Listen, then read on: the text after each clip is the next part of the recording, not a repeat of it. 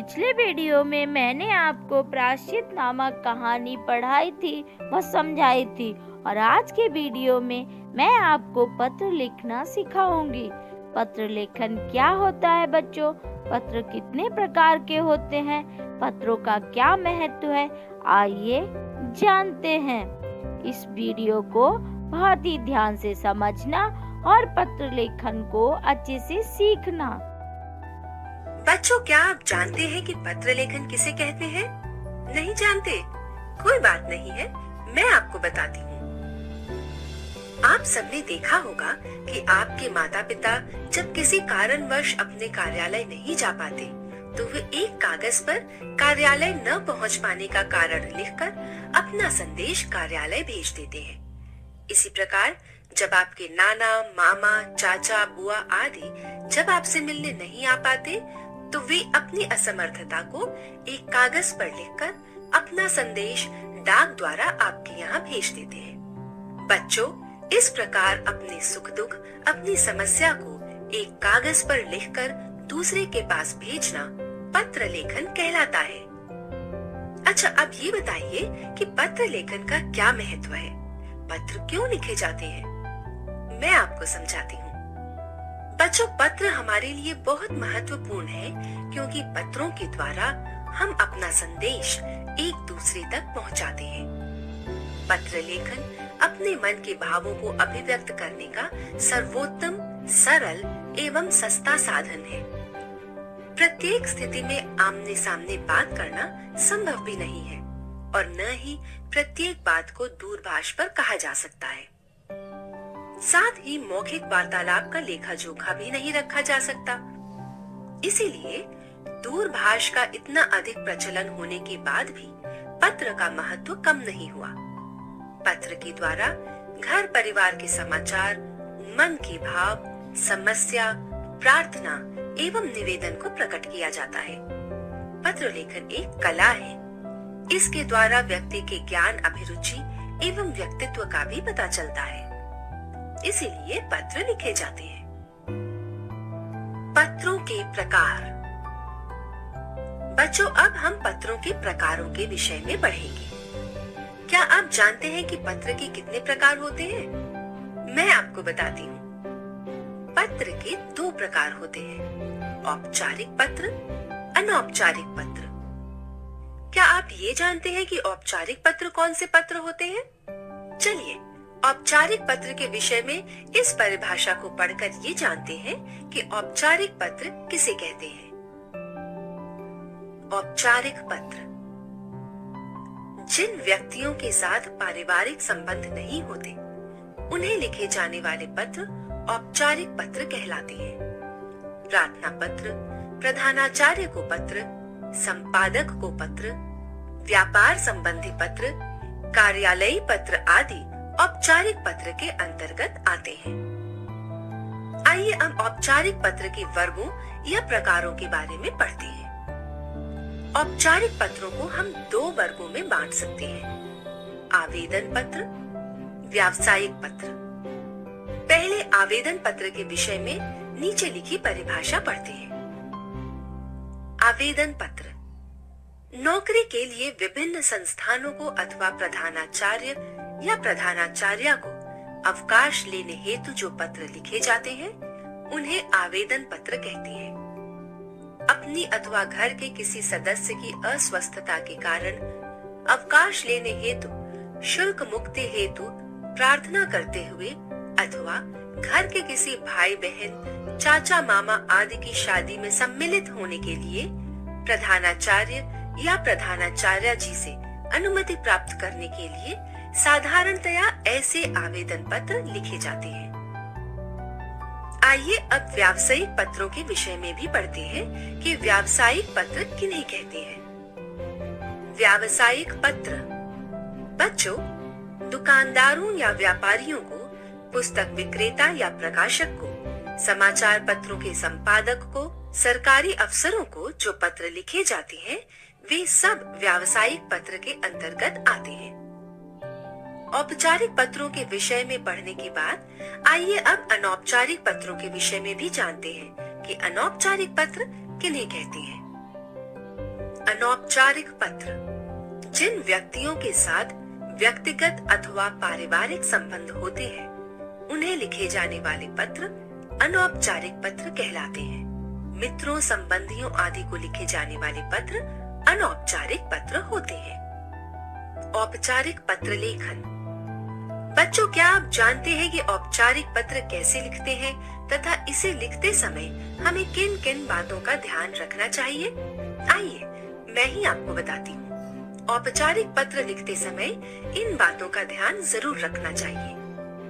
औपचारिक पत्र लिखते समय सबसे पहले बाईं और सबसे ऊपर जिसे प्रार्थना पत्र, आवेदन पत्र या कार्यालयी पत्र लिखा जाए उसका पद और पता लिखा जाता है। जैसे सेवा में प्रधानाचार्य महोदय, ज्ञान भारती विद्यालय, सेक्टर 28, चंडीगढ़।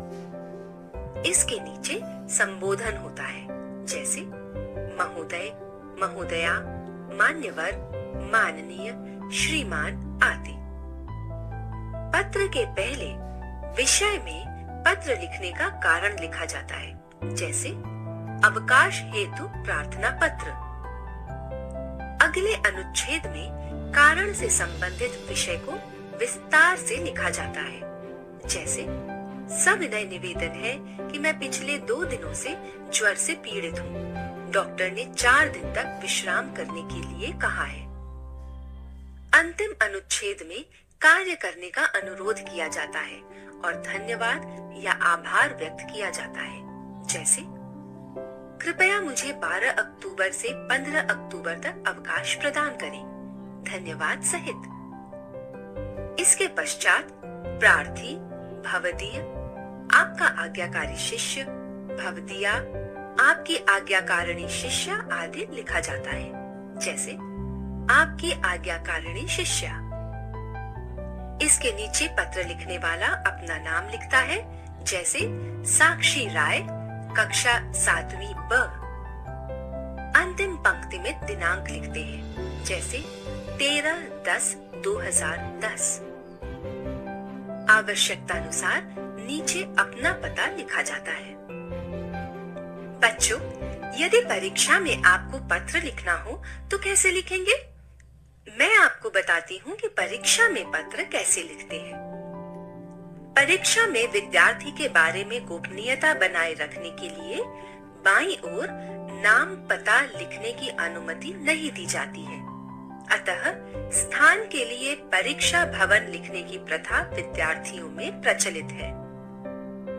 यदि प्रार्थना पत्र अपने विद्यालय के प्राचार्य को लिखना हो तो पद और विद्यालय का नाम लिखने के बाद स्थान के बदले अ, ब, स, नगर आदि लिख देना चाहिए। अंत में अपने हस्ताक्षर के स्थान पर क, ख, ग लिखना चाहिए। यहाँ अपना अनुक्रमांक यानी रोल नंबर भी नहीं लिखना चाहिए, बल्कि उसके स्थान पर क्रॉस लिखें। कभी कभी परीक्षक प्रश्न में ही पत्र का स्थान और लिखने वाले का नाम भी दे देता है, जैसे मुंबई में रहने वाली विपाशा की ओर से उसकी बड़ी बहन को पत्र लिखिए। ऐसे पत्रों में परीक्षा भवन न लिखकर मुंबई और हस्ताक्षर के स्थान पर विपाशा लिखेंगे। क्या आपको मालूम है कि औपचारिक पत्र का आरंभ और अंत कैसे करना चाहिए? आइए मैं आपको बताती हूँ। यदि आप प्रधानाचार्य को पत्र लिख रहे हैं तो संबंध में प्रधानाचार्य लिखें तथा संबोधन में श्रीमान, महोदय, आदरणीय आदि लिखें। किंतु यदि आप प्रधानाचार्य को लिख रहे हैं तो संबंध में प्रधानाचार्य लिखें तथा संबोधन में श्रीमती, महोदया या आदरणीय शब्द लिखें। अभिवादन में कुछ न लिखें।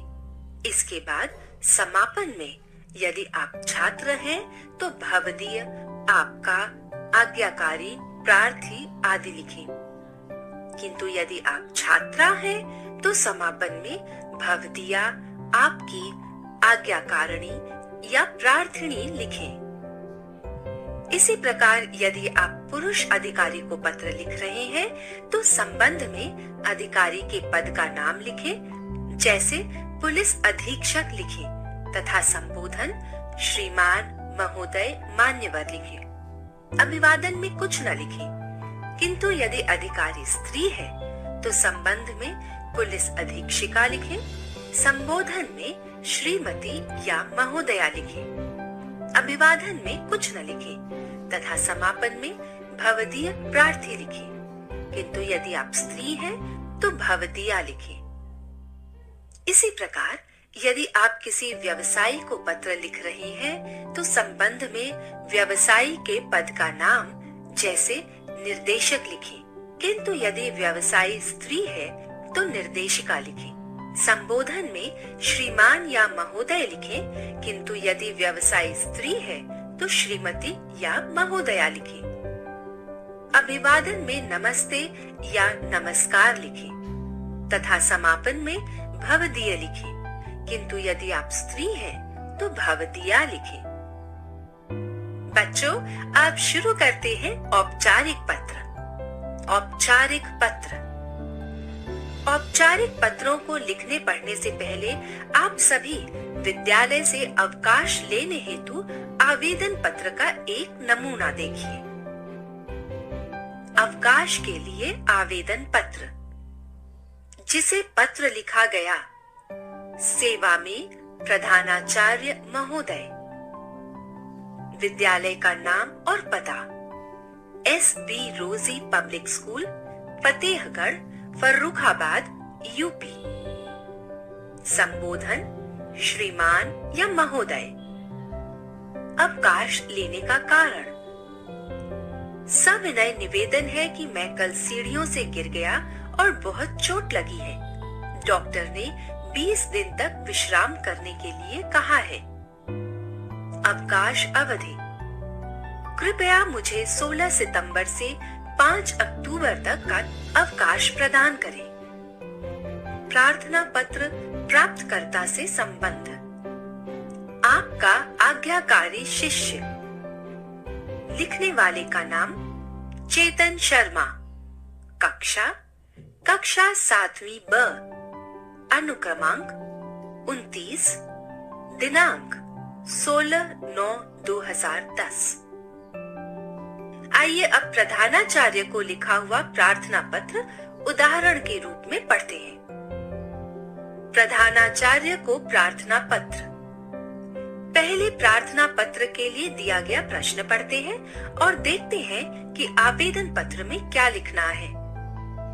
उदाहरण: दुर्घटनाग्रस्त हो जाने पर अवकाश हेतु प्रधानाचार्य जी को आवेदन पत्र लिखिए।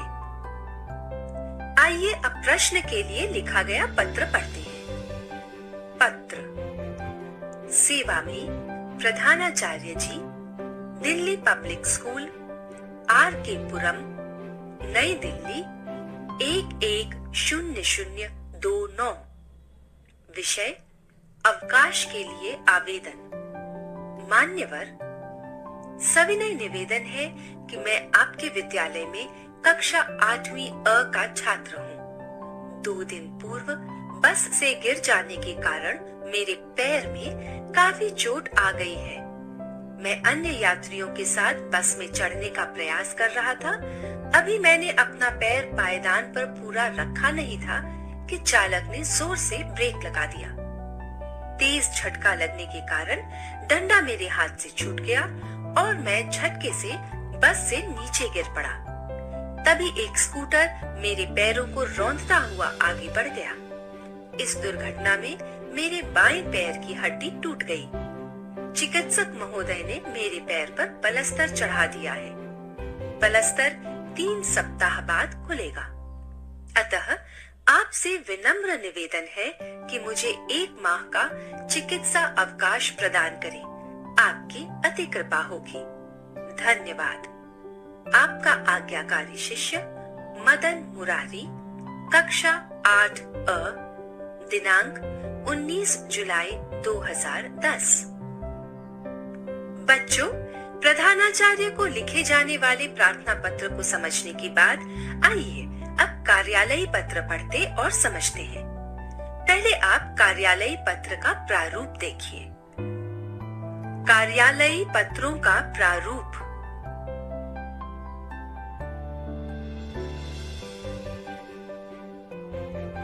आपने कार्यालयी पत्र का प्रारूप देखा। आइए अब कार्यालयी पत्र को पढ़ते हैं। बच्चों, पत्र पढ़ने से पहले पत्र लेखन के लिए दिया गया प्रश्न पढ़ते हैं। उदाहरण, अपने क्षेत्र में डाक वितरण की व्यवस्था ठीक न होने की ओर ध्यान आकर्षित करते हुए डाकपाल को एक शिकायती पत्र लिखिए। अब पत्र पढ़िए। डाकपाल महोदय, केंद्रीय डाकघर, गोल मार्केट, नई दिल्ली 110001, दिनांक 22 फरवरी 2010। विषय, डाक की अनियमित व्यवस्था की शिकायत। महोदय, विनम्र निवेदन है कि हमारे क्षेत्र गोल मार्केट में पिछले कुछ दिनों से हमारी डाक नियमित रूप से नहीं मिल पा रही है। डाकिया हमारी डाक पड़ोसियों के दरवाजे के बाहर फेंक कर चला जाता है और उनकी डाक हमारे दरवाजे पर लक्षित होती है। डाकिये के आने का समय भी निश्चित नहीं है और जब डाकिये से इस विषय पर बात करते हैं तब वह अपशब्दों का प्रयोग करता है। अतएव आपसे निवेदन है कि हमारी समस्त डाक के विषय में कृपया एक सरसरी जांच करके इस क्षेत्र के डाकिये को सही प्रकार से डाक वितरित करने का निर्देश दें। धन्यवाद। भवदीय, क्षेत्रीय निवासीगण, गोल मार्केट, दिल्ली 110001। बच्चों, अब हम संपादकीय पत्र को पढ़ते हैं। ये पत्र भी बहुत महत्वपूर्ण होते हैं। इन पत्रों की रचना शैली थोड़ी भिन्न होती है। अतः सबसे पहले संपादकीय पत्र का प्रारूप देखिए।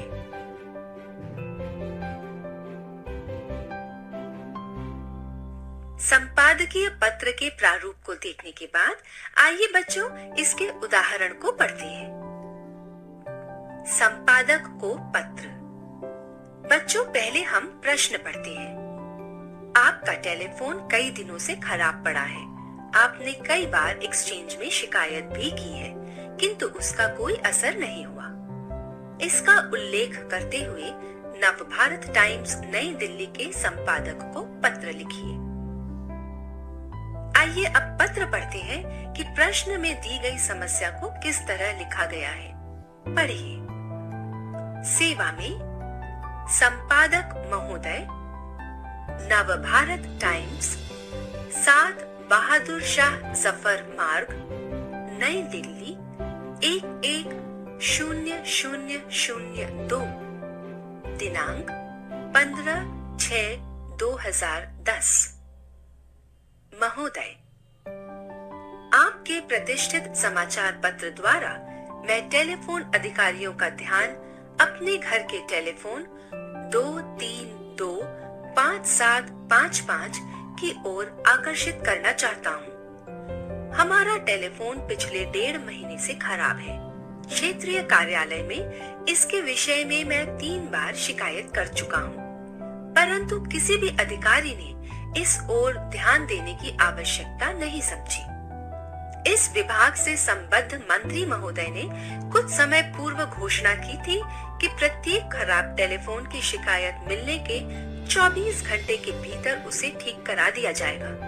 अतः आपसे प्रार्थना है कि संबंधित अधिकारियों का ध्यान इस ओर आकर्षित करने की कृपा करें। धन्यवाद।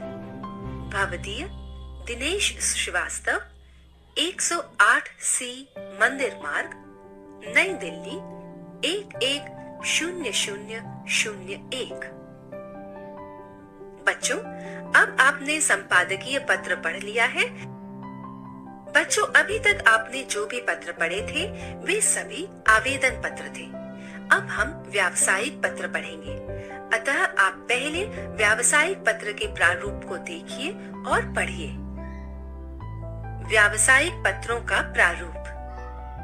बाईं ओर सबसे पहले पत्र भेजने वाले का नाम, फिर पत्र भेजने वाले का पता, उसके बाद दिनांक, फिर जिसे पत्र भेजना है उसके लिए संबोधन, जैसे सेवा में, इसके बाद व्यवसायी का नाम तथा उसका पद, फिर व्यवसाय संस्थान का नाम, व्यवसाय संस्थान का पता, इसके बाद विषय अर्थात पत्र लिखने का कारण, अब जिसे पत्र लिख रहे हैं उसके लिए संबोधन, इसके बाद पत्र का कलेवर अर्थात विषय वस्तु लिखें।